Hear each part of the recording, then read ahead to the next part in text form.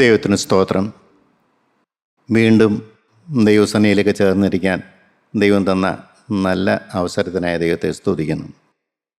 ഞാൻ ഇന്ന് ചിന്തിക്കാൻ ഉദ്ദേശിക്കുന്ന കാര്യങ്ങൾ, ഈ വേദപുസ്തകത്തിൽ സ്വർഗത്തിൽ കടക്കുന്നവരാരാണ്, സ്വർഗത്തിൽ കടക്കാത്തവരാരാണെന്ന് ഇവിടെ എഴുതി വച്ചിട്ടുണ്ട്. സ്വർഗത്തിൽ കടക്കാത്തവരാരാണ്?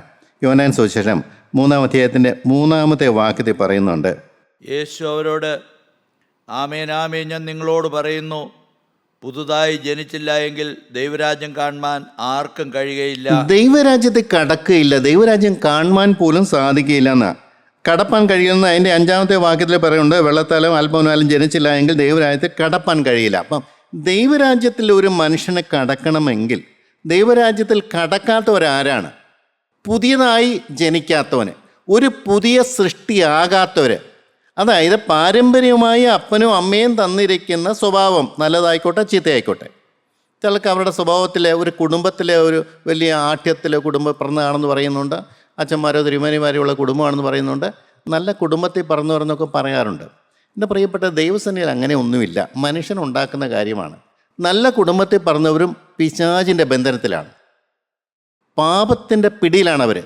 പുറമേ അവർ മാന്യരാണ്, നല്ലവരാണ്, സമൂഹത്തിൽ സ്ഥാനങ്ങളും മാനങ്ങളും ഒക്കെയുണ്ട്. പക്ഷെ ദൈവം അവരെ അങ്ങനെയല്ല കാണുന്നത്. എന്തുകൊണ്ടാണെന്ന് ചോദിച്ചാൽ, ദൈവവചനത്താൽ വീണ്ടും ജനിച്ചവരല്ല, ദൈവസന്നിധിയിലേക്ക് അടുത്തു വന്നവരല്ല, രക്ഷയ്ക്കായി കാംക്ഷിക്കുന്നവരല്ല. അവർക്ക് ദൈവവചനം വിഷയമല്ല. അവർക്ക് കർത്താവായ യേശുക്രിസ്തുവിൻ്റെ ക്രൂശിലെ മരണം അവർക്കൊരു ചിന്താ വിഷയമേ അല്ല. കർത്താവ് രണ്ടാമത് വരുമോ അവരുടെ ഒരു വിഷയമല്ലത്. അവർക്ക് ഭൂമിയിൽ സുന്ദരമായിട്ട് ജീവിക്കണം, സമാധാനമായിട്ട് ജീവിക്കണം, വലിയ പ്രകടമായ ഭാവമൊന്നും ചെയ്യരുത്. അങ്ങനെ ദൈവത്തെ കൂടാതെ ജീവിക്കുന്ന വലിയൊരു കൂട്ടം ജനങ്ങളുണ്ട്. അവർക്ക് പുതിയ സൃഷ്ടികളല്ല, അവർ ദൈവവചനം കേൾക്കാൻ താല്പര്യമുള്ളവരല്ല, വചനത്താലുള്ള മാനസാന്തരം ലഭിച്ചവരല്ല, ദൈവാത്മാവ് അവരെ ഇറങ്ങി അവരുടെ പഴയ സ്വഭാവം മാറിയവരല്ല. എന്താണ് പറഞ്ഞത്? പുതിയ സൃഷ്ടിയാകുന്നില്ലെങ്കിൽ കടക്കുകയില്ല. പുതിയ സൃഷ്ടിയാണോ? ഓരോരുത്തരും നിങ്ങൾ ചിന്തിച്ചു നോക്ക്. ഇത്രയും വർഷം ഭൂമി ജീവിച്ചിട്ട് ഞാൻ ആള് മാറിയോ? പരിശുദ്ധാത്മാവ് എൻ്റെ മേലെ ഇറങ്ങിയോ? ദൈവത്തോട് ഉടമ്പടി പറഞ്ഞവനാണോ? ദൈവത്തിൻ്റെ വിളി കേട്ടവനാണോ? ക്രൂശിൻ ചൂട്ടി ചെന്നവനാണോ? യേശുക്രിസ്തുവിന്റെ സന്നിധിയിൽ എല്ലാം സമർപ്പിച്ചവനാണോ? അവനാണ് മാറ്റമുള്ളവന്, അവനാണ് പുതിയ സൃഷ്ടി. പ്രിയപ്പെട്ടവരെ, വചനത്താൽ പുതിയ സൃഷ്ടിയായവർ, അങ്ങനെ ആകാത്തവർ സ്വർഗത്തിൽ കടക്കയില്ല. അവർ എത്രയ്ക്ക് നല്ലവരാണെന്ന് പറഞ്ഞാലും, മനുഷ്യരെ അവർക്ക് നല്ല സർട്ടിഫിക്കറ്റ് കൊടുത്താലും കടക്കയില്ല. ദൈവത്തിന് സ്തോത്രം. മത്തായിയുടെ സുവിശേഷം 18-ാം അധ്യായത്തിൻ്റെ 3-ാമത്തെ വാക്യത്തിൽ ഇതുപോലെ വേറൊരു കാര്യം അവിടെ ഉണ്ട്. അവിടെ പറഞ്ഞിരിക്കുന്നത്, ദൈവത്തിന് സ്തോത്രം, എന്താ കാര്യം എന്ന് പറഞ്ഞാൽ, നിങ്ങൾ തിരിഞ്ഞ് ശിശുക്കളെപ്പോലെ ആയി വരുന്നില്ലെങ്കിൽ സ്വർഗരാജ്യത്ത് കടക്കയില്ല. രണ്ടാമത്തെ കടക്കാത്തവരെ കുറിച്ചാണ് ഇവിടെ പറയുന്നത്. നിങ്ങൾ തിരിയണം, നിങ്ങൾക്കൊരു തിരിവ് വേണം. അമ്മയും അപ്പനും തന്നിരിക്കുന്ന ജീവിതമുണ്ട്, പാരമ്പര്യമായി കിട്ടിയ ചില സ്വഭാവങ്ങളുണ്ട്, അതിൽ നിന്നൊരു തിരിവ് നിങ്ങൾക്ക് വരണം. നിങ്ങളുടെ ജീവിതത്തിൽ വ്യക്തമായൊരു മാറ്റം വരണം. അത് ഏത് മാറ്റത്തിലേക്കാണ്? ഒരു ശിശുവിനെ പോലെയുള്ളൊരു ഹൃദയം നിങ്ങൾക്ക് സമ്പാദിക്കണം. സാധിക്കുന്ന കാര്യമാണോ? പ്രമാണിമാർക്കൊന്നും മനസ്സിലായിട്ടില്ല, നിൽക്കുന്ന ദിവസം പോലും മനസ്സിലായില്ല ഇതെന്തായി പറഞ്ഞെന്നുള്ള അർത്ഥം. പ്രിയപ്പെട്ടവരെ, ശരീരത്തിൻ്റെ മാറ്റമല്ല പറഞ്ഞത്, ഹൃദയം മാറണം, ഹൃദയം നിഷ്കളങ്കമാകണം. ഹൃദയം വചനത്താലും പരിശുദ്ധാത്മാവിനാലും മാറ്റപ്പെട്ടതായിരിക്കണം. ദൈവത്തിൻ്റെ ആത്മാവ് ക്രിയ ചെയ്യുന്നൊരു ഹൃദയമായിരിക്കണം. ദൈവത്തിൻ്റെ ആത്മാവ് മാറ്റിയ ഒരു ഹൃദയമായിരിക്കണം. ദൈവത്തിൻ്റെ സ്വഭാവം നേടിയ ഒരു ഹൃദയമായിരിക്കണം. ദൈവത്താൽ രൂപാന്തരപ്പെട്ട ഒരു ജീവിതമായിരിക്കണം. ദൈവത്തിൻ്റെ ആത്മാവിനെ മാനിക്കുന്ന ഒരു മനുഷ്യനായിരിക്കണം. ദൈവവചനത്തിന് കീഴ്പ്പെടുന്ന ഒരു മനുഷ്യനായിരിക്കണം. പ്രിയപ്പെട്ടവരെ, ലോക മനുഷ്യൻ്റെ ഒരു സ്വഭാവം ഇവിടെ വരാൻ പാടില്ല. ക്രിസ്തുവിൻ്റെ അതേ പ്രതിമ ക്രിസ്തുവിൻ്റെ തലയോളം വളരുക. നിങ്ങളും ചിന്തിച്ച് നോക്കി, അസാധ്യമല്ലേ? ദൈവത്തിന് സ്തോത്രം, കടക്കില്ല. ദൈവം കടക്കില്ലെന്ന് പറഞ്ഞാൽ, യേശു ക്രിസ്തു കടക്കില്ലെന്ന് പറഞ്ഞാൽ പിന്നെ നമ്മൾ പറഞ്ഞിട്ട് വല്ല ന്യായമുണ്ടോ? എന്നാണ് എല്ലാ മുഴങ്കാലും എൻ്റെ മുമ്പിൽ മടങ്ങും. ഓരോരുത്തരും അവനവൻ്റെ പ്രവൃത്തിക്കാക്കൊണ്ട് ഫലം കിട്ടും. ഭൂമി ജീവിച്ചപ്പോൾ എന്നെ മാനിച്ചോ? വചനത്തെ മാനിച്ചോ? ക്രൂശിൻ ചുവട്ടിൽ വന്നോ? എൻ്റെ രക്തത്തെ മാനിച്ചോ? എൻ്റെ പരിശുദ്ധാത്മാവിനെ പ്രാപിച്ചോ എന്ന് ചോദിച്ചാൽ എന്തുത്തരം പറയും അന്നവിടെ? ഞാൻ ഏറ്റവും പേടിക്കുന്നൊരു കാര്യമാണ്. ഒരു ന്യായാസനത്തിന് മുമ്പ് നമ്മൾ നിൽക്കേണ്ടി വരും. എന്തു പറയും? ഈ ലഭിച്ച ആയുസ് എന്തിനു വേണ്ടി ഉപയോഗിച്ചു? നശിച്ചു പോകുന്ന പണത്തിനും നശിച്ചു പോകുന്ന സുഖത്തിനും അല്ലേ? ദൈവത്തിന് വേണ്ടിയാണോ ജീവിച്ചത്? ഞാൻ ഇങ്ങോട്ട് വരാൻ നേരം ഞാൻ ചിന്തിച്ചു, കർത്താവേ, ഞാൻ വചനം പറയാൻ പോവുകയാണ്. ഞാൻ ചില ഒരുക്കങ്ങളൊക്കെ ഒരുക്കിയിട്ടുണ്ട്, ശരിയാണ്. പക്ഷേ ഞാൻ ആ ഉത്തരവാദിത്വം നിന്നെ ഏൽപ്പിക്കുകയാണ്. ദൈവത്തിന് സ്തോത്രം, നീ ഒന്ന് വന്നേ പറ്റുള്ളൂ. എനിക്ക് വചനം പറയാം, ഞാൻ പറഞ്ഞിട്ടുമുണ്ട്. പക്ഷെ ഇനി അങ്ങനെയല്ല. ഞാൻ നിന്നെ കണ്ടുപോയി, ഞാൻ നിന്നെ അറിഞ്ഞുപോയി, ഞാൻ നിന്നെ സ്നേഹിച്ചു പോയി. കർത്താവേ, ഇനിയും എനിക്ക് എൻ്റെതായ ഒരു ജീവിതമില്ല. എനിക്ക് കിട്ടിയ അവസരങ്ങളെല്ലാം ഞാൻ നിനക്ക് തരും. അവിടെ 1 മണിക്കൂർ നേരമുണ്ട്. ആ 1 മണിക്കൂർ നേരം ഞാൻ നിനക്കങ്ങ് തരിക. ദൈവത്തിന് സ്തോത്രം. നീ വരാമോ? ഈ ഉത്തരവാദിത്തം ഏറ്റെടുക്കാമോ? നീ വചനം പറയാമോ? നിൻ്റെ സ്വരം നീ അവിടെ കേൾപ്പിക്കണം, നിൻ്റെ സാന്നിധ്യം അവിടെ കൊടുക്കണം. ഞാൻ പ്രസംഗിച്ചാൽ എന്ത് പറയുവാനും ഒരു മനുഷ്യർക്ക് മാറ്റം വരില്ലല്ലോ കർത്താവേ. അതുകൊണ്ട് ഞാൻ കിട്ടിയ എൻ്റെ വെളിച്ചം വെച്ച് ഞാൻ നിന്നോട് ആവശ്യപ്പെടാൻ നീ എൻ്റെ കൂടെ വരണം. നീ അവിടെ നിന്ന് പ്രസംഗിക്കണം. നിൻ്റെ ശബ്ദം ജനം കേൾക്കണം. നിൻ്റെ ആലോചന ജനത്തിന് കിട്ടണം. നിൻ്റെ ആത്മാവിടെ വ്യാപരിക്കണം. ഞാനിവിടെ ആ കസറിൽ പോയിരിക്കും. ദൈവത്തിന് സ്തോത്രം. എൻ്റെ പ്രിയ സഹോദരങ്ങളെ, നിങ്ങളൊന്ന് മനസ്സിലാക്കുക. ശിശു ഹൃദയം എന്ന് പറഞ്ഞാൽ അതാണ്. ശിശുവിന് സ്വാർത്ഥതയില്ല, അഭിമാനമില്ല, പൊങ്ങച്ചമില്ല, എൻ്റെ ഇഷ്ടം നടക്കണമെന്ന് ആഗ്രഹങ്ങളൊന്നുമില്ല. എത്ര നിഷ്കളങ്കമായ ഹൃദയം. ഇങ്ങനെയുള്ളവരാണ് സ്വർഗത്തിൽ പോകുന്നതാണ്. കർത്താവ് ഒരു ശിശുവിനെ എടുത്തിട്ട് പറഞ്ഞു, നിങ്ങൾ തിരുശിശുക്കളെ പോലെ ആയി വരുന്നില്ലെങ്കിൽ സ്വർഗത്തിൽ കടക്കുകയില്ല. അതിൻ്റെ ഓരോരുത്തർക്കും മനസ്സിലാക്കാൻ പറ്റുന്നുണ്ടോ? വെറുതെ കളയല്ലേ, അത് കേട്ടുവിട്ടങ്ങ് പോവുകയാണ്. എന്നാൽ എനിക്ക് ആ സ്വഭാവം കിട്ടിയോ? എൻ്റെ പഴയ പ്രകൃതം മാറിയോ? ഞാൻ എങ്ങനെ നിഷ്കളങ്കനാണോ? അബ്രഹാമിനോട് പറഞ്ഞു, നീ നിഷ്കളങ്കനായി എൻ്റെ മുമ്പിൽ നിൽക്കുക എന്ന് പറഞ്ഞാൽ, അബ്രഹാമേ, നിനക്ക് പഴയത് പലതും എൻ്റെ ജീവിതത്തിലുണ്ട്. ആ പഴയ ജീവിതം കൊണ്ട് എൻ്റെ പിന്നാലെ വരാൻ നിനക്ക് പറ്റില്ല. എൻ്റെ വചനം അനുസരിക്കാൻ നിനക്ക് സാധിക്കുകയില്ല. നീ നിഷ്കളങ്കനാകണം. എൻ്റെ സന്നിധിയിൽ ഇരുന്ന് ആ നിഷ്കളങ്ക ഹൃദയം നീ പ്രാപിക്കണം. ഇങ്ങനെ എനിക്ക് നിന്നെ കൊണ്ട് വല്ലതും ചെയ്യാൻ പറ്റുകയുള്ളൂ. അക്ഷരീയമായി എനിക്ക് ലോകത്തിൽ വരാൻ പറ്റിയില്ല. പക്ഷേ നീയാണ് എനിക്ക് പകരമായിട്ട് നിൽക്കേണ്ടത്. ദൈവത്തിന് സ്തോത്രം. പ്രിയപ്പെട്ടവരെ, ഈ കടക്കയില്ല എന്ന് പറഞ്ഞാൽ കടക്കില്ല. മൂന്നാമത്തെ കാര്യം എന്താണ്? മത്തായി സുവിശേഷം 5-ാം അധ്യായത്തിൻ്റെ 20-ാമത്തെ വാക്യത്തിൽ, നിങ്ങളുടെ നീതി ശാസ്ത്രിമാരുടെയും പരീശന്മാരുടെയും നീതിയെ കവിയുന്നില്ലെങ്കിൽ സ്വർഗത്തിൽ കടക്കാൻ കഴിയില്ല. അതെനിക്ക് മനസ്സിലാക്കാൻ കുറച്ച് പ്രയാസമുള്ള കാര്യമായിരുന്നു. ശാസ്ത്രിമാർക്കും പരീശന്മാർക്കും ഒരു നീതിയുണ്ട്, അവർക്കൊരു വിശ്വാസമുണ്ട്, അവർക്കൊരു ആത്മീയ പാരമ്പര്യമുണ്ട്, അവർക്ക് ആത്മീയ കാഴ്ചപ്പാടുണ്ട്. ഇന്നതൊക്കെ ചെയ്താൽ ദൈവം പ്രസാദിക്കും, കൽപ്പനകളൊക്കെ അക്ഷരപ്രകാരം അനുസരിക്കും, യാഗം അർപ്പിക്കും. അതെല്ലാം അതിൻ്റെ തിയറി, അതിൻ്റെ ശരിയാണ്. പക്ഷെ കർത്താവ് പറയുന്നുണ്ട്, യാഗത്തിലല്ല കരുണയിൽ അത്രേ ദൈവം പ്രസാദിക്കുന്നത്. നിങ്ങൾ ചെയ്യുന്നതിലല്ല, നിങ്ങൾ ചെയ്യുന്നതിൻ്റെ അന്തരാത്മാവിലുള്ള നിങ്ങളുടെ ലാക്ക് എന്താണ്, ലക്ഷ്യം എന്താണ്? എന്നെ പ്രസാദിപ്പിക്കുക എന്നുള്ളതാണോ? എന്നെ സ്നേഹിക്കുക എന്നുള്ളതാണോ? നിങ്ങൾ യാഗം അർപ്പിക്കുന്നു. എന്താണ് യാഗം അർപ്പിക്കുന്നത്? യാഗം അർപ്പിക്കുന്നത് നിങ്ങളുടെ ഒരു കാര്യം മനസ്സിലാക്കണം. പാപം വലുതാണ്, പാപം ഭയാനകമാണ്. പാപത്തിൻ്റെ പിന്നിൽ പ്രവർത്തിക്കുന്ന ഒരു പിശാചുണ്ട്. അവനെ മാറ്റാൻ നിങ്ങൾ യാഗം അർപ്പിച്ചുകൊണ്ട് കാര്യമായില്ല. യാഗം ഒരു കാര്യമാണ് നിങ്ങളെ പഠിപ്പിക്കുന്നത്. ഒരു നിഷ്കളങ്ക മൃഗം നിങ്ങളുടെ പാപത്തിനു വേണ്ടി മരിക്കപ്പെടണം. നിങ്ങൾ പാപം ചെയ്യുന്നു, നിങ്ങൾ യാഗം അർപ്പിക്കുമ്പോൾ പാപത്തിന് പരിഹാരം കിട്ടുമെന്ന് പറയുന്നു. പക്ഷെ നിങ്ങളൊരു കാര്യം മനസ്സിലാക്കണം, അതിനു വേണ്ടി ഒരു മൃഗം, പാപം ചെയ്യാത്തൊരു ഒരു ജീവൻ അവിടെ ഹോമിക്കപ്പെടുകയാണ് ചെയ്യുന്നത്. അതിൻ്റെ രക്തം യാഗപീഠത്തിൽ തളിക്കുമ്പോഴാണ് നിങ്ങളുടെ പാപത്തിന് പരിഹാരം വരുന്നത്. നിങ്ങൾ പാപത്തെ ലഘുവായി കാണുന്നു, യാഗം അർപ്പിച്ചാൽ മതിയെന്ന് പറയുന്നു. പക്ഷേ ഒരു നിഷ്കളങ്ക മൃഗം അവിടെ മരിക്കുന്നത് നിങ്ങൾ വിഷയമാക്കുന്നില്ല. കർത്താവായ യേശുക്രിസ്തു ചെയ്യാൻ പോകുന്ന മുൻകുറിയാണ് അവിടെ കാണിച്ചു കൊടുത്തത്. അവരെ ലിറ്ററലായിട്ട് യാഗം അർപ്പിക്കും. ആ മൃഗം മരിക്കുന്നതിനെക്കുറിച്ചൊന്നും അവർ ചിന്തിക്കുന്നില്ല. പാപത്തിന് ശമ്പളം മരണമാണ്. മരണം മാറണമെങ്കിൽ പാപമില്ലാത്തവൻ മരിച്ചേ പറ്റുകയുള്ളൂ. അവർക്ക് മനസ്സിലാവുമോ? അതാ പറയുന്നത്, നിങ്ങളുടെ നീതി ശാസ്ത്രിമാരുടെയും പരീശന്മാരുടെയും നീതി അവർക്കുള്ള കാഴ്ചപ്പാടിനേക്കാൾ വലിയൊരു കാഴ്ചപ്പാട് കിട്ടുന്നില്ലെങ്കിൽ, അതിനപ്പുറം ഒരു കാഴ്ചപ്പാട് കിട്ടുന്നില്ലെങ്കിൽ, അപ്പുറം ഒരു ദൈവസ്നേഹം കാണുന്നില്ലെങ്കിൽ, പാപത്തിൻ്റെ ഗൗരവം എന്താണെന്നും പാപത്തിന് പരിഹാരം എന്താണെന്നുള്ളതും അതിന് ദൈവം കൊടുത്ത വില എന്താണെന്നും നിങ്ങൾക്ക് മനസ്സിലാക്കാത്തടത്തോളം കാലം സ്വർഗരാജ്യത്തിൽ കടക്കയില്ല. മനുഷ്യൻ്റെ ആചാരാനുഷ്ഠാനങ്ങളെല്ലാം തച്ചുടച്ചുകൊണ്ട് കർത്താവ് കൃത്യമായിട്ട് പറഞ്ഞു, പരീശന്മാരെയും ശാസ്ത്രിമാരെയും നോക്കിയാൽ നിങ്ങൾ സ്വർഗത്തിൽ പോവുകയില്ല, അവരുടെ നീതിയെ നോക്കിയാൽ സ്വർഗത്തിൽ പോവുകയില്ല.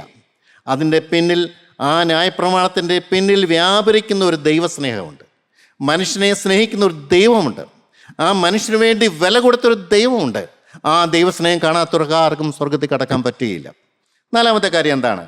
ലൂക്കോസ് സുവിശേഷം 9-ാം അധ്യായത്തിൻ്റെ 61-ാമത്തെ വാക്യത്തിൽ ഏറ്റവും അവസാനത്തെ വാക്യമാണ്, മറ്റൊരുത്തൻ കർത്താവേ ഞാൻ നിന്നെ അനുഗമിക്കാം, ആദ്യം എൻ്റെ വീട്ടിലുള്ളവരോട് യാത്ര പറയുവാൻ അനുവാദം തരണമെന്ന് പറഞ്ഞു. യേശു അവനോട്, കലപ്പയ്ക്ക് കൈവച്ച ശേഷം പുറകോട്ട് നോക്കുന്നവൻ ആരും ദൈവരാജ്യത്തിന് കൊള്ളാവുന്നവനല്ല എന്ന് പറഞ്ഞു. ദൈവവിളി കിട്ടുമ്പോൾ അനേകർക്കും ദൈവവിളി കിട്ടുന്നുണ്ട്. അനേകർ വചനം കേൾക്കാൻ വരുന്നുണ്ട്. അവർ കേൾക്കുന്ന വചനം സത്യമാണെന്ന് അവർ മനസ്സിലാക്കുന്നുണ്ട്. ഇങ്ങനെയൊക്കെ ജീവിച്ചാലേ സ്വർഗത്തിൽ പോകുള്ളൂ അവർക്കറിയാം. പക്ഷേ വില കൊടുക്കാൻ മനസ്സല്ല. അവിടെ പറയുന്നു തീരുമാനം എടുക്കും. ചിലപ്പം ഇന്ന് നമ്മുടെ കൂട്ടായ്മയ്ക്ക് വരുമ്പോൾ അറിയാം അനേകർ തീരുമാനം എടുക്കുന്നുണ്ട്. പക്ഷെ തീരുമാനം വെറും സൂപ്പർഫിഷ്യലാണ്, ഒരു ഉപരിവിപ്ലവമാണ്. തൽക്കാലത്തേക്കൊരു തീരുമാനം എടുക്കും. കാരണം എനിക്കറിയാം അവർക്ക് ഭാരങ്ങളുണ്ട്, ആകുലങ്ങളുണ്ട്, ടെൻഷനുണ്ട്, ബുദ്ധിമുട്ടുണ്ട്. ഇതെല്ലാം മാറാനായിട്ട് ആദ്യം തീരുമാനം എടുക്കുന്നത് ദൈവമാണ് അവർക്ക്. അവരുടെ ദൈനംദിന ജീവിത കാര്യത്തിൽ പരിഹാരം കൊടുക്കുന്നവർ ദൈവത്തെ അവർക്ക് വേണം. അപ്പോൾ അതിനവർ തീരുമാനം എടുക്കും. തൽക്കാലം തീരുമാനമൊക്കെ എടുക്കുന്നുണ്ട്. പക്ഷെ ആ തീരുമാനം എടുത്തു കഴിഞ്ഞാൽ വെളിയിലേക്ക് ഇറങ്ങിയ തീരുമാനം പോയി. ആ തീരുമാനത്തിൻ്റെ ഗൗരവം മനസ്സിലാക്കി അതിനോട് ചേരാൻ അവർക്ക് മനസ്സില്ല, അതിന് വില കൊടുക്കാൻ അവർക്ക് മനസ്സില്ല. അതാ പറഞ്ഞു, കലപ്പയ്ക്ക് കൈ വെച്ചു ഉടാനായിട്ട് ഇറങ്ങി തിരിച്ചു. കുറച്ചായി കഴിഞ്ഞിട്ട് ഇട്ടിട്ട് പോയാൽ എന്ത് ചെയ്യും? ദൈവത്തിൻ്റെ കാര്യപരിപാടി നടക്കുമോ? എന്നെ ദൈവം വിശ്വസിക്കുക, എന്നെ ദൈവം വിശ്വസിച്ചൊരു കാര്യം ഏൽപ്പിക്കുക. ഒരു സ്വർഗത്തിൻ്റെ വലിയൊരു ദൗത്യം എൻ്റെ ദൈവം എന്നെ ഏൽപ്പിക്കുകയാണ്. ഞാൻ ഇട്ടിട്ട് പോയാൽ ആ കാര്യപരിപാടി നടക്കുമോ? ദൈവത്തിന് സ്തോത്രം. എന്നിൽ വലിയ പ്രതീക്ഷയോട്, എനിക്കറിയാം എനിക്ക് ഭാര്യയുണ്ട്, ഭാര്യയുടെ ആത്മാവ് എന്നെ ഏൽപ്പിച്ചിരിക്കുകയാണ്. എനിക്ക് 2 മക്കളുണ്ട്, അവർക്ക് ഭർത്താക്കന്മാരുണ്ട്, അവരുടെ മക്കളുണ്ട്, അവരെന്നെ ഏൽപ്പിച്ചിരിക്കുകയാണ്. എനിക്ക് മാനസാന്തരപ്പെടാത്ത സഹോദരിമാരുണ്ട്, അവരുടെ ആത്മാവ് എന്നെ ഏൽപ്പിച്ചിരിക്കുകയാണ്. എന്നെ മരിച്ചുപോയി കടന്നുപോയ അപ്പനും അമ്മയും ഉണ്ട്, അത്രയും പേരെങ്കിലും അവരുടെ ആത്മാവ് എന്നെ ഏൽപ്പിച്ചിരിക്കുകയാണ്. ഞാൻ വിഷമിച്ചു പോയി. ഞാൻ എന്ത് ചെയ്യണ്ടു കർത്താവേ? ഇവരുടെ ആത്മാവിന് ഞാൻ കണക്ക് പറയേണ്ടി വരുമല്ലോ. ഞാൻ എന്ത് ചെയ്യും? എനിക്ക് എന്ത് ചെയ്യാൻ പറ്റും? എൻ്റെ ദൈവം എന്നോട് പറഞ്ഞൊരു കാര്യമുണ്ട്, മകനെ നീ എന്നെ പ്രസാദിപ്പിച്ച് നിൽക്കുക. ഞാൻ നിന്നോട് അതേ പറയുന്നുള്ളൂ. പാപത്തിനിടം കൊടുക്കാൻ നീ നിൽക്കുക. ലോകത്തിൻ്റെ സുഖങ്ങളോട് യാത്ര വന്ന് നിൽക്കുക. നീ എനിക്കുള്ളവനാണെന്നുള്ള ബോധം നിനക്ക് വരട്ടെ. ഞാൻ നിന്നെ സഹായിക്കാം. ഞാൻ നിൻ്റെ പ്രാർത്ഥന മാനിച്ചുകൊള്ളാം. നിൻ്റെ കണ്ണുനീര് ഞാൻ മാനിക്കാം. സ്തോത്രം. നീ പ്രിയപ്പെട്ടവനായി ഈ കാലത്ത് നിൽക്കുക. എനിക്കധികം പേരില്ലെന്ന് എനിക്കറിയാം, അധികം പേരെ കിട്ടില്ലെന്നും അറിയാം. പക്ഷെ നീ എന്നോട് വിശ്വാസത്തെ കാണിച്ചല്ലോ. 22-ാമത്തെ വയസ്സിൽ ജീവിതം എനിക്ക് തന്നതല്ലേ, ഞാൻ ഒരിക്കലും അത് മറക്കില്ല. നിൻ്റെ മരണക്കിടക്ക ഞാൻ മാറ്റി വരിച്ചതല്ലേ, എന്തെല്ലാം പ്രശ്നത്തിന് ഞാൻ പരിഹാരം തന്നവനല്ലേ. നീ എന്നെ പ്രസാദിപ്പിച്ചാൽ നിൻ്റെ ഹൃദയത്തിൻ്റെ ആഗ്രഹം ഞാൻ മാനിച്ചുകൊള്ളാം. കലപ്പയ്ക്കായി വെച്ചിട്ട് പുറകോട്ട് പോകാൻ പറ്റുമോ? നിർബന്ധം എൻ്റെ മേൽ കിടക്കുന്ന അപ്പോസ്തലൻ പറയും. ഇവരുടെ ആത്മാവ് എന്നെ നോക്കി നിലവിളിക്കുകയാണ്. പ്രകടമായിട്ടൊന്നും അവർ പറയില്ല, പക്ഷെ അവരുടെ ആത്മാവ് എന്നെ നോക്കി വിളിക്കുകയാണ്. നിനക്ക് ദൈവത്തോട് പ്രാഗൽഭ്യമുണ്ടല്ലോ, നീ ഞങ്ങൾക്ക് വേണ്ടി പ്രാർത്ഥിക്കുന്നു പറയുകയാണ്. ഇതെന്നെ എപ്പോഴും വിഷമിപ്പിച്ചിട്ടുള്ളൊരു കാര്യമാണ്. എൻ്റെ ഹൃദയത്തെ മറിച്ചിട്ടുള്ള കാര്യമാണ്. ഞാൻ തകർന്നു പോയിട്ടുണ്ട്. കർത്താവേ, ഈ ഭാരം ഏറ്റെടുക്കാൻ എന്നെക്കൊണ്ട് എങ്ങനെ സാധിക്കും? നീ ഭാരപ്പെടേണ്ട, നീ നിൽക്കുക, നീ എന്നെ പ്രസാദിപ്പിക്കുക. നിൻ്റെ പ്രാർത്ഥന ഞാൻ മാനിക്കും. അതാണ് എൻ്റെ ആശ്വാസം. ഞാൻ സമർപ്പണത്തിൽ നിന്ന് ഒരിക്കലും പുറകോട്ട് പോകാത്ത എൻ്റെ കാര്യം അതാണ്. പ്രിയപ്പെട്ടവരെ, വ്യക്തമായിട്ട് മനസ്സിലാക്കി. വലിയൊരു ഉത്തരവാദിത്വം, വലിയൊരു ആഗ്രഹം ദൈവം എന്നെ ഏൽപ്പിച്ചിരിക്കുകയാണ്. അത് ഞാൻ സാധിപ്പിച്ചു കൊടുത്തില്ലെങ്കിൽ പിന്നെ എൻ്റെ ആയുസ് കൊണ്ട് എന്ത് പ്രയോജനം? ഞാൻ എന്ത് നേടിയാലും ഈ ലോകത്തിലെ നേട്ടങ്ങളെല്ലാം ഞാൻ വലിച്ചങ്ങ് എറിയുകയാണ്. എനിക്കൊന്നും വേണ്ട. ഈ ഉന്നതമായ പല കാര്യങ്ങളും എനിക്ക് കിട്ടാനുള്ള സാധ്യതയുണ്ടായിരുന്നു. വേണ്ടെന്ന് ഞാൻ വെച്ചിട്ടുണ്ട് കൃത്യമായിട്ട്. അതൊന്നും ഞാൻ വെളിയിൽ പറയുന്നില്ല. വേണ്ട, എനിക്കത് വേണ്ട. എൻ്റെ ദൈവം തരുന്ന എനിക്ക് മതി, ദൈവം നടത്തുന്ന എനിക്ക് മതി. അതിനപ്പുറം ഒന്നും വേണ്ട. വലിയ ആഗ്രഹങ്ങളൊന്നുമില്ല. എൻ്റെ ദൈവം പറഞ്ഞു, ഉണ്മാനം ഉടുപ്പാനം ഉണ്ടെങ്കിൽ മതിയെന്ന് വെക്കുക. അതല്ല നിൻ്റെ ലക്ഷ്യം. നിൻ്റെ കാര്യം നോക്കാൻ ഞാൻ എത്ര ശക്തനാണ്? അതിനേക്കാൾ വലിയ കാര്യങ്ങൾ എനിക്ക് സാധിച്ചു കിട്ടേണ്ട അനേക കാര്യങ്ങളുണ്ട് ഈ ലോകത്തിൽ. അനേകരെ കൊണ്ട് സാധിക്കുന്നില്ല. പക്ഷെ നിന്നിൽ ഞാൻ നിക്ഷിപ്തമായിരിക്കുന്നതിൽ ഉത്തരവാദിത്തം എനിക്കുണ്ട്. അത് നീക്ക് മാത്രമേ ചെയ്യാൻ പറ്റുള്ളൂ. നീ എന്നെ പ്രസാദിപ്പിച്ച് നിർത്തുക എന്നുള്ളത് മാത്രം. അപ്പോൾ 4 കാര്യമാണ് സ്വർഗത്തിൽ കടക്കാത്തവർ. 1, നിങ്ങൾക്ക് പുതുതായി ജനിച്ചില്ലെങ്കിൽ കടക്കാൻ പറ്റില്ല. 2, ശിശുക്കളെപ്പോലെ ആയി വരില്ലെങ്കിൽ കടക്കാൻ പറ്റില്ല. 3, നിങ്ങളുടെ നീതി ശാസ്ത്രമാടെയും പരീക്ഷന്മാരുടെയും നീതിയെ കവിയുന്നില്ലെങ്കിൽ സ്വർഗത്തിൽ കിടക്കാൻ പറ്റില്ല. 4, കലപ്പയ്ക്ക് കൈ വെച്ചിട്ട് പുറകോട്ട് പോകുന്നവൻ സ്വർഗത്തിൽ കിടക്കാൻ പറ്റില്ല. ഇനി സ്വർഗത്തിൽ കിടക്കുന്നവരാണെന്നുള്ളത് പെട്ടെന്ന് ചിന്തിക്കാം. മത്തായി സുവിശേഷം 5-ാം അധ്യായത്തിന് 3-ാമത്തെ വാക്യം. ആത്മാവിൽ ദരിദ്രരായവർ ഭാഗ്യവാന്മാർ, സ്വർഗരാജ്യം അവർക്കുള്ളത്. ആത്മാവിൽ ദരിദ്രരായ ഭാഗ്യവാന്മാർ, അത് എനിക്ക് മനസ്സിലാക്കാൻ വലിയ പ്രയാസമായിരുന്നു. എന്താ ഈ ദാരിദ്ര്യം? ആത്മാവിൻ്റെ ദാരിദ്ര്യം എന്ന് പറഞ്ഞാൽ എന്താണ്? എൻ്റെ പ്രിയ സഹോദരങ്ങളെ മനസ്സിലാക്കണം, ഒരു മനുഷ്യന് അവൻ്റെ ആത്മാവിൻ്റെ കാര്യമാണ് ഏറ്റവും പ്രധാനപ്പെട്ട കാര്യം. അവൻ്റെ ആത്മാവിൻ്റെ അവസ്ഥ എന്താണെന്ന് ദൈവത്തോട് ചോദിച്ച് മനസ്സിലാക്കിയെടുക്കുന്നതാണ് ഏറ്റവും വലിയ ഭാഗ്യം. അനേകർക്ക് അങ്ങനെ ഒരു ചിന്താഗതിയില്ല. എൻ്റെ ആത്മാവിൻ്റെ അവസ്ഥ എന്താണ്, എൻ്റെ ഇപ്പോഴത്തെ അവസ്ഥ, എൻ്റെ ഹൃദയത്തിൽ ആരാണ് വസിക്കുന്നത്, എന്നെ നയിക്കുന്നത് ആരാണ്, എന്നിൽ വ്യാപരിക്കുന്ന അകത്തെ ആന്തരിക ശക്തി ആരാണ്, തിന്മയ്ക്കായിട്ട് കൊണ്ടുപോകാനുള്ള ശക്തിയാണോ എനിക്ക് കിട്ടുന്നത്, നന്മയിലേക്ക് പോകാനാണോ, ദൈവത്തിലേക്ക് പോകാനാണോ, പൈശാചികൻ്റെ പോകാനാണോ, ഇരുട്ടിൻ്റെ അധികാരമാണോ, വെളിച്ചൻ്റെ അധികാരമാണോ, എന്നിൽ വ്യാപരിക്കുന്നത് ക്രിസ്തുവാണോ, പിശാചാണോ? ഇന്ന് അനേകർ പറയുന്നതെന്നുണ്ടെങ്കിൽ എനിക്ക് ഭയങ്കര അത്ഭുതം തോന്നുന്ന കാര്യമുണ്ട്. ഞാൻ ചോദിക്കും, ഹൃദയത്തിൽ ആരാ ഉള്ളത്? ക്രിസ്തുവാണ്. പാപമുണ്ടോ? പാപമുണ്ട്. അപ്പോൾ ക്രിസ്തുവും പിശാചും കൂടെ ഒരുമിച്ച് ഹൃദയത്തിൽ വസിക്കുന്നതാണോ നിങ്ങൾ ചിന്തിക്കാൻ ചോദിക്കും. പിന്നെ ഒന്നും മിണ്ടില്ല. എൻ്റെ പ്രിയരെ, ശത്രു ഓരോരുത്തരെയും മയക്കിയിട്ടിരിക്കുന്നത് അങ്ങനെയാണ്. നല്ലതുമുണ്ട്, തിന്മയുണ്ട്. അപ്പോൾ നമ്മളൊക്കെ ജീവനുള്ള ദൈവത്തെ തരം താഴ്ത്തുകയാണ്. പിശാചിൻ്റെ കൂടെ പങ്കുവെക്കുന്ന ഒരുവനാണ് ജീവനുള്ള ദൈവം എന്നാണ് നമ്മൾ പറയുന്നത്. ദൈവത്തെ അപമാനിക്കാൻ ഇതിക്കുള്ളിൽ എന്തു വേണം? ഞാൻ വിശുദ്ധനായിരിക്കാൽ നിങ്ങളും വിശുദ്ധരായിപ്പീൻ. ആലയത്തെക്കുറിച്ചുള്ള പ്രമാണം അതിൻ്റെ അതിർത്തിക്കകം ഒക്കെയും വിശുദ്ധമായിരിക്കണം. ഞാൻ നിങ്ങളുടെ ഇടയിൽ ഇറങ്ങി വരണമെങ്കിൽ നിങ്ങൾ വിശുദ്ധരായിരിക്കണം. നിങ്ങളിൽ കളങ്കം വരാൻ പാടില്ല. പിശാചിൻ്റെ ഒന്നും നിങ്ങൾ വരാൻ പാടില്ല. ഞാൻ വെളിച്ചമാണ്, നിങ്ങൾ എൻ്റെ പിന്നാലെ വെളിച്ചത്തിൽ നടക്കുക. ഇരുൾ നിങ്ങളെ പിടിക്കാതിരിക്കാൻ നിങ്ങൾ സൂക്ഷിച്ചുകൊള്ളുവെന്ന് പറയുമ്പോൾ ഇരുട്ടിൻ്റെ അവകാശമുള്ള പിശാചിൻ്റെ കൂടെ ദൈവം പാർട്ട്ണർഷിപ്പിൽ നമ്മുടെ ഹൃദയത്തിൽ വസിക്കുന്നതാണോ നിങ്ങൾ ചിന്തിക്കുന്നത്? ഒരിക്കലുമില്ല. ആത്മാവിൻ്റെ ദാരിദ്ര്യം എന്താണ്, ശരിയായിട്ടുള്ള ആത്മാവിൻ്റെ അവസ്ഥ എന്താണെന്ന് ദൈവസ്ഥനെയും തിരിച്ചറിഞ്ഞിട്ട് വചനപ്രകാരം നമ്മുടെ ഹൃദയത്തേക്ക് നോക്കിക്കൊണ്ട് എന്ത് ചെയ്യണം? എൻ്റെ കർത്താവേ, ഈ അന്ധകാരം എനിക്കൊന്ന് മാറ്റിത്തരണം. ഞാൻ നിൻ്റെ സന്നിധി വരെ എനിക്ക് വേറെ ഒരു ലാക്കോ ലക്ഷ്യവും ഇല്ല. എൻ്റെ കാര്യങ്ങൾ നീ നടത്തുന്നുള്ള ഞാൻ നിന്നെ വിശ്വസിക്കുകയാണ്. പിന്നെ എന്താണ്? ഈ ബന്ധനം എനിക്ക് അഴിച്ചു തരണം. അനേക ബന്ധനങ്ങൾ എൻ്റെ ജീവിതത്തിലുണ്ട്, അനേക കെട്ടുകൾ എൻ്റെ ജീവിതത്തിലുണ്ട്. പിശാച് എന്നിൽ വസിക്കുന്നുണ്ട്. പിശാചാണ് എന്നെ നിയന്ത്രിക്കുന്നത്. അവൻ്റെ കരങ്ങളിലാണ് ഇപ്പോൾ കഴിയുന്നത്. അവൻ്റെ ചിന്തകളാണ് എന്നെ ഇപ്പോൾ നടത്തുന്നത്. എൻ്റെ കർത്താവേ, ഈ അവസ്ഥയിൽ മരിച്ച ഞാൻ നിത്യ യാതനാസ്ഥലത്ത് പോകുമല്ലോ. അതുകൊണ്ട് എൻ്റെ ബന്ധനം അഴിച്ചു തരണമേ.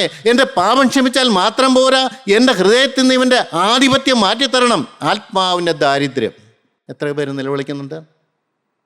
അപ്പോസ്തലൻ പറഞ്ഞ, അയ്യോ, ഞാൻ അരിഷ്ട മനുഷ്യൻ. ബുദ്ധിയും ആത്മാവും കൂടെ ഒരുമിച്ച് നിൽക്കുകയാണ്. ബുദ്ധിയും കൂടെ ദൈവത്തെ ആരാധിക്കുന്നു, എൻ്റെ ഹൃദയം കൊണ്ട് പാപത്തിൽ ഞാൻ രസിക്കുന്നു. എല്ലാവർക്കും ഉള്ളതാണ് ഈ ഒരു അനുഭവം. പക്ഷേ അപ്പോസ്തലൻ അവസാനം പറയുന്നത്, കർത്താവായ യേശു ക്രിസ്തു മാത്രം ജയം തരും ദൈവത്തിന് സ്തോത്രം. ഒരു ജയമുണ്ട്. യുദ്ധമുണ്ടെങ്കിലും, സങ്കടമുണ്ടെങ്കിലും, അരിഷ്ടതയുണ്ടെങ്കിലും, ദാരിദ്ര്യമുണ്ടെങ്കിലും ഒരു ജയമുണ്ട് പ്രിയപ്പെട്ടവരെ, ജയമുണ്ട്. അങ്ങനെയാണ് ജയിക്കുന്നവന് ഞാൻ ഇന്നെ കൊടുക്കുന്ന വെളിപാട് പുസ്തകത്തിൽ പറയുന്നുണ്ട്. ജയിച്ചേ പറ്റുള്ളൂ, വേറൊരു ഓപ്ഷൻ ഇല്ല അവിടെ. ആത്മാവിൻ്റെ ദാരിദ്ര്യം അത്യാവശ്യമാണ്. എത്ര ഉന്നതമായ നിലവാരത്തിൽ വന്നവനും അവൻ്റെ ഹൃദയത്തിൻ്റെ ആഴത്തിൽ പാപം പ്രകടമായിട്ട് വരുന്നില്ല, ചിന്തയിൽ വരുന്നില്ല, നോട്ടത്തിൽ വരുന്നില്ല, സംസാരത്തിൽ വരുന്നില്ല, വികാരത്തിൽ വരുന്നില്ല. ശരി തന്നെ. പക്ഷേ ആളത്വത്തിൻ്റെ അടിമനസ്സിൽ നമ്മൾക്ക് പോലും മനസ്സിലാകാത്ത ഈ പ്രവണതകളെല്ലാം അവിടെ കിടപ്പുണ്ട്. അത് സ്വർഗത്തിൻ്റെ തീജ്വാല ഇറങ്ങി വന്നാലേ മാറിയുള്ളൂ. മോശ പോലും 38 വർഷം മനസ്സിലായില്ല ഒരു കോപത്തിൻ്റെ ദുരാത്മാവ് അകത്ത് വസിക്കുന്നുണ്ടെന്ന്. ദൈവത്തോടു കൂടി നടക്കുന്നു, ദൈവത്തെ കാണുന്നു, ദൈവത്തോട് അഭിമുഖമായി സംസാരിക്കുന്നു, ദൈവത്തിൻ്റെ കാര്യപരിപാടി ഇവിടെ നിവർത്തിക്കുന്നു, ജനത്തെ നടത്തുന്നു, എല്ലാ രീതിയിലും ആത്മികനായി നിൽക്കുന്നു, സൗമ്യനായി നിൽക്കുന്നു. ആ സൗമ്യനായി നിൽക്കുന്ന മോശയുടെ മേൽ ദുരാത്മാവുണ്ടെന്ന് മോശ മനസ്സിലായില്ല. ദൈവം കോപിച്ചതുകൊണ്ടാണ്. നീ കടക്കയില്ല, നീ കനാൻ ദേശം കാലുകുത്തുകയില്ല. നീ എൻ്റെ പിന്നാലെ വന്നപ്പോഴും ആത്യന്തികമായ നിൻ്റെ ശുദ്ധീകരണം നീ മറന്നുപോയി. നിൻ്റെ വേലയിൽ നീ താല്പര്യം കാണിച്ചു. നിനക്ക് അഭിമാനിക്കാൻ അനേക കാര്യങ്ങളുണ്ട്. ദൈവം മുഖാമുഖമായി സംസാരിക്കുന്ന വ്യക്തിയാണ്, നിനക്ക് അഭിമാനിക്കാനുണ്ട്. എല്ലാം ശരി തന്നെ. പക്ഷേ നീ ഒന്നാം സ്ഥാനം നീ കൊടുക്കേണ്ടത് ആന്തരികമായ എൻ്റെ ശുദ്ധീകരണത്തിന് വേണ്ടിയാണ്. ഞാൻ ദൈവത്തോടു കൂടി നടക്കുന്നവനാണല്ലോ. എൻ്റെ ഹൃദയത്തിൻ്റെ അവസ്ഥ ഇത്ര ഭയാനകമാണല്ലോ. പണ്ട് ഞാൻ മിസ്രൈമിനെ കൊന്നവനാണല്ലോ, ഞാൻ കോപിച്ചവനാണല്ലോ. എൻ്റെ കർത്താവേ, അത് മരിച്ചെന്ന് പറയാനുള്ള അവകാശം എനിക്കില്ല. എൻ്റെ ഹൃദയത്തിൽ നിന്ന് മാറ്റിത്തരണമേ. വിനയപ്പെടുകയാണ്. ആ തീജ്വാലയ്ക്ക് വേണ്ടി കാത്തിരിക്കുകയാണ്. ശുശ്രൂഷ വേറെ, ശുദ്ധീകരണം വേറെ. അത് മനസ്സിലാക്കിയില്ല. അതാണ് ഈ ആത്മാവിൻ്റെ ദാരിദ്ര്യം എന്ന് പറയുന്നതിൻ്റെ കാര്യം. ദൈവത്തിന് സ്തോത്രം. മത്തായി സുവിശേഷം 11-ാം അധ്യായത്തിന് 12-ാമത്തെ കാര്യം, ബലാത്കാരികൾ സ്വർഗരാജ്യം പിടിച്ചടക്കുന്നു. എന്നെ എപ്പോഴും ആകർഷിച്ചൊരു വാക്യമാണ്. ബലാത്കാരികൾ എന്ന് പറഞ്ഞാൽ സാധാ മനുഷ്യർക്കുള്ളതൊന്നും അല്ലത് സ്വർഗരാജ്യം. സാധാ മനുഷ്യർക്ക് ചിന്താഗതി ഉള്ളവർക്കും സ്വർഗത്തിൽ കിടക്കാൻ പറ്റില്ല. സ്വർഗം അതിപരിശുദ്ധമായ സ്ഥലമാണ്. അത് സ്വർഗരാജ്യത്തിന് വേണ്ടി ഈ ഭൂമിയിൽ അത്യധ്വാനം ചെയ്യുന്നവർക്കുള്ളതാണ് സ്വർഗരാജ്യം. കർത്താവിൻ്റെ ഇരിക്കുന്ന അതേ സ്ഥലത്ത് ഞാനും ഇരിക്കണമെങ്കിൽ അതിന് വലിയ വില കൊടുത്തേ പറ്റുള്ളൂ. കാരണം മനുഷ്യൻ്റെ വീണ്ടെടുപ്പ് വിലയേറിയ വീണ്ടെടുപ്പാണ്. സ്വന്തം പിതാവ് പുത്രനെ സ്പെയർ ചെയ്തതാണ്, പുത്രനെ വിട്ടുകൊടുത്തതാണ് ഈ വീണ്ടെടുപ്പെന്ന് പറയുന്നത്. വിലയേറിയ രക്തം, ജീവനുള്ള ദൈവത്തിൻ്റെ രക്തം കൊണ്ടാണ് ഒരു മനുഷ്യൻ്റെ വീണ്ടെടുപ്പെങ്കിൽ, എൻ്റെ പ്രിയപ്പെട്ടവരെ, മനുഷ്യൻ ലാഘബുദ്ധിയോടെ കാണുന്നതല്ല. ക്രിസ്തുവിൻ്റെ രക്തത്തിൻ്റെ വില മനസ്സിലാകുന്നവൻ അതിന് വില കൊടുത്തിരിക്കും. വില കൊടുത്തേ പറ്റുള്ളൂ. വില കൊടുക്കാത്തവർക്ക് ഈ സ്വർഗരാജ്യം കിടക്കാൻ പറ്റുകയില്ല. ദൈവത്തിന് സ്തോത്രം. പ്രിയപ്പെട്ടവരെ, ബലാത്കാരികൾ സ്വർഗരാജ്യം പിടിച്ചടക്കുന്നു. ദൈവത്തിന് സ്തോത്രം. അത് പിടിച്ചടക്കുകയാണ്. അത് എനിക്ക് വേണമെന്നുള്ള നിർബന്ധമാണ്. അതെനിക്ക് കൂടിയേ കഴിയുന്നുള്ള നിർബന്ധമാണ്. ഈ ഭൂമിയിൽ എനിക്ക് എന്ത് കിട്ടിയില്ലേലും സാരമില്ല, എനിക്ക് നിൻ്റെ സാന്നിധ്യം വേണം, എനിക്ക് നിൻ്റെ ആത്മാവിനെ വേണം, എനിക്ക് രൂപാന്തരപ്പെടണം. എൻ്റെ പഴയ പ്രകൃതി എന്നിൽ വരാൻ പാടില്ല കർത്താവേ. അറ്റ് എനി കോസ്റ്റ്, അത് എന്തെല്ലാം സാഹചര്യമാണെങ്കിലും ശരി, പഴയത് വരാൻ പാടില്ല, പഴയ പ്രവണത വരാൻ പാടില്ല. നമുക്കറിയാം, കുടുംബമായി ജീവിക്കുന്നു, ഭാര്യയോട് ജീവിക്കുന്നു, മക്കളോട് ജീവിക്കുന്നു, കൊച്ചുമക്കളോട് ജീവിക്കുന്നു.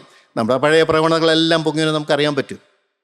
നമുക്കിഷ്ടമില്ലാത്ത കാര്യമൊന്ന് പറയുമ്പോൾ നമുക്ക് സന്തോഷമാണോ വരുന്നത്? നമ്മുടെ ഇഷ്ടം നടക്കാതെ വരുമ്പോൾ നമ്മുടെ ഹൃദയം ഭാരപ്പെടുന്നില്ലേ? നമ്മൾ ആഗ്രഹിക്കുന്ന പോലെ കാര്യം നടക്കാതെ വരുമ്പോൾ നമ്മുടെ മനസ്സ് ഇടിയുന്നില്ലേ? പാടില്ല പ്രിയരെ, പാടില്ല. ഇതെല്ലാം പിശാചിൻ്റെ കെണികളാണ്. പിശാച് നമ്മുടെ ഉള്ളിലുണ്ടെന്നുള്ളതിൻ്റെ തെളിവാണ്. എത്രയും വേഗം ദൈവസന്നിധിയിൽ കർത്താവേ, തെറ്റുപറ്റിപ്പോയി ക്ഷമിക്കണമേ, തിരക്തം കൊണ്ട് തന്നെ കഴുകണമേ, പോരെ കർത്താവേ, ഇനിമേൽ ഇത് വരാൻ പാടില്ല. ഇതെൻ്റെ ആത്മാവിൻ്റെ കാര്യമാണ്. അനേക ആത്മാക്കളുടെ രക്ഷയുടെ കാര്യം എന്നെ ഏൽപ്പിച്ചിരിക്കുകയാണ്. ഉത്തരവാദിത്വം വലുതാണ്. എനിക്ക് തെറ്റുപറ്റിപ്പോയാൽ അവരുടെ ആത്മാവിന് ഞാൻ കണക്ക് പറയേണ്ടി വരും കർത്താവേ. അതുകൊണ്ട് ഇടിവിൽ നിൽക്കാൻ നീ എന്നെ കണ്ടിരിക്കുകയാണ്. ഞാൻ എൻ്റെ വീടിൻ്റെ മഹാപുരോഹിതനാണ്. എൻ്റെ ദൈവമേ, ഇതെനിക്ക് മാറ്റിത്തരണം. തിരക്തം എൻ്റെ മേൽ തളിക്കണമേ, നിൻ്റെ ആത്മാവിൻ്റെ മേൽ വ്യാപരിക്കണമേ, നിൻ്റെ പരിശുദ്ധാത്മാവ് ഈ ഒരു വിഷയത്തിൽ ഇറങ്ങി ഇത് മൂടോട് പിഴുതു മാറ്റിക്കളണമേ കർത്താവേ. നീ പറഞ്ഞല്ലോ, നിൻ്റെ മുമ്പിൽ നിൽക്കുന്ന മല നീങ്ങിപ്പോകട്ടെ എന്ന് പറഞ്ഞാൽ മാറിപ്പോകുന്നത്. നിൻ്റെ ദൈവത്തിന് സ്തോത്രം. ഈ മല മാറിപ്പോകട്ടെ, ഈ ബന്ധം മാറിപ്പോകട്ടെ, ഈ ബന്ധനം അഴിഞ്ഞു പോകട്ടെ, ഈ പിശാച് പിടിവിട്ടു പോകട്ടെ. എനിക്ക് സ്വാതന്ത്ര്യത്തോടെ എനിക്ക് നിന്നെ ആരാധിക്കണം. എനിക്ക് നിൻ്റെ സാന്നിധ്യം വേണം, എനിക്ക് നിൻ്റെ കൃപ വേണം, നിൻ്റെ കരം എന്നെ പിടിക്കണം. എൻ്റെ കർത്താവേ, എനിക്കിത് മാറ്റിത്തരണമേ എന്ന് നിർബന്ധിക്കുന്ന എത്ര പേരുണ്ട്? ബലാത്കാരികൾ സ്വർഗരാജ്യം അവകാശമാക്കുന്നു. ദൈവത്തിന് സ്തോത്രം. മത്തായി സുവിശേഷം 10-ാം അധ്യായത്തിന് 39-ാമത്തെ വാക്യം, തൻ്റെ ജീവനെ കണ്ടെത്തിയവൻ അതിനെ കളയും, എൻ്റെ നിമിത്തം തൻ്റെ ജീവനെ കളഞ്ഞവൻ അതിനെ കണ്ടെത്തും. വളരെ കൃത്യമായിട്ട് മനസ്സിലാക്കാൻ കുറച്ച് പ്രയാസമാണ്. തൻ്റെ ജീവനെ കണ്ടെത്തിയവനെ കളി. തൻ്റെ ജീവനെ കണ്ടെത്തുക പറയുമ്പോൾ ഈ ഭൂമിയിൽ ജനിച്ചു വീഴുന്ന ഓരോ മനുഷ്യരും അവരൊരു ലക്ഷ്യം കാണുന്നുണ്ട്. പണം സമ്പാദിക്കണം, വിദ്യാഭ്യാസം വേണം, ഒരു നല്ല കുടുംബം വേണം, നല്ല വീട് വേണം, നല്ല കാറ് വേണം, സമൂഹത്തിൽ നിലയും വിലയുള്ളൊരു മനുഷ്യൻ. അതാണ് ജീവനെ കണ്ടെത്തുക എന്ന് പറഞ്ഞത്. എൻ്റെ നിമിത്തം ജീവനെ കണ്ടെത്തിയ ഒരു ജീവിതം, അത് ഫ്രൂട്ട്ഫുള്ളായി, അല്ലെ അത് ഫലവത്തായി, അല്ലെ വിജയമായി എന്ന് മനുഷ്യൻ പറയുന്ന കാര്യം എന്ന് പറയുന്നത് അതാണ്. നല്ല വിദ്യാഭ്യാസവും നല്ല ജോലിയും നല്ല കുടുംബവും നല്ല വിവാഹവും നല്ല മക്കളും നല്ല വീടും നല്ല വാഹനവും. കൊള്ളാം, ജീവിക്കാൻ പഠിച്ചവനാണ്, മിടുക്കനാണെന്നൊക്കെ പറയും.